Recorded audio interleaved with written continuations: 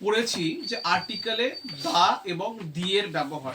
আজকে আমরা শিখব এ এবং অ্যান, অর্থাৎ যেটা ইনডিফিনাইট আমরা বলেছিলাম, তো সেইটার ক্ষেত্রে কি কি কখন কিভাবে ব্যবহার হবে। তো প্রথমে আমরা শিখছি এই কখন কখন ব্যবহার হবে, যখন কোনো কিছু সিঙ্গুলার নাউন অর্থাৎ এক বোঝাবে এবং কনসোনেন্টে শুরু হবে, যেমন বুক, পেন, ট্রি, সেই ক্ষেত্রে এ হবে। কিন্তু যদি সেটা প্লুরালে চলে যায়, বুকস, পেন্স, ট্রিজ হয়ে যায়, তাহলে সেই ক্ষেত্রে কিন্তু এ বসবে না। ওর জন্য আমি বলেছিলাম যে এটা ইনডিফিনাইট অর্থাৎ অনির্দিষ্ট।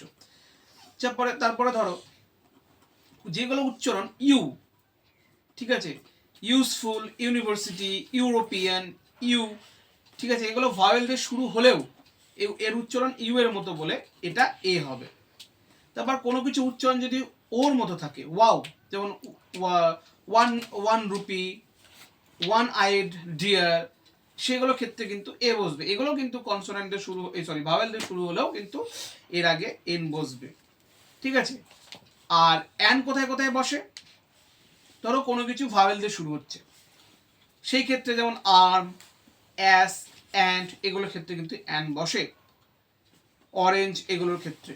আবার কিছু কিছু ধরো কোনো ওয়ার্ড ধরো প্রথমে কনসোনেন্ট থাকলেও তার উচ্চারণ যদি ভয়েলের মতো হয়, তাহলে সেই ক্ষেত্রে কিন্তু এ বসে না, অ্যান বসে। যেমন MB, MLA, MP, MA, MSc, MBBS, SDO, HS, এগুলোর ক্ষেত্রে কিন্তু অ্যান বসে, ঠিক আছে।